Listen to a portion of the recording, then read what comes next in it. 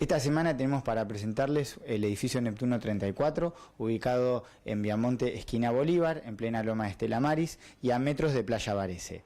El edificio son departamentos de 2, 3 y 4 ambientes de diferentes tipologías y muy amplios en todas sus dimensiones.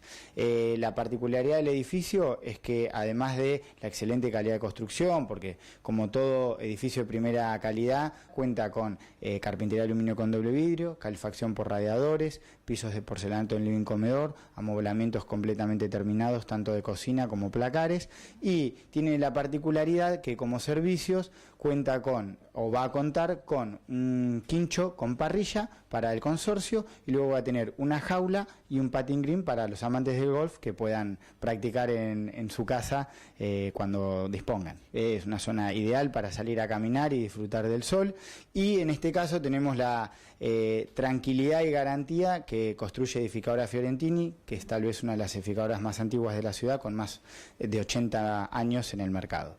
La segunda propuesta es el edificio Maimará, ubicado en la zona norte de nuestra ciudad, en Boulevard Marítimo, esquina Fagner, a metros del Hogar Unzué, para que tal vez la gente se pueda ubicar mejor. Cuenta con semipisos de 2 y 3 ambientes, que como particularidad, al estar en esquina, posee todos los ambientes con vista al mar. El edificio está a punto de empezar a construirse, lo cual se puede llegar a contratar ahora y pagar de a poco durante el tiempo de la construcción. En calidad, lo mismo que el Neptuno 34, todo de primera, calefacción por radiadores, carpintería de aluminio con doble vidrio, y como servicios también posee un quincho para el consorcio y un gimnasio. Son dos propuestas totalmente diferentes, pero en sentido hacia el mar. Exactamente, por eso queríamos presentarlas, ya que es justamente para que el marplatense o el turista que quiera venir a la ciudad y permanecer por periodos cortos, son ideales para poder disfrutar de la costa y del mar. ¿Cómo podemos hacer para acceder a estas propiedades? Se pueden comunicar con nosotros a nuestros teléfonos, que son 494-1230 y 493-5957.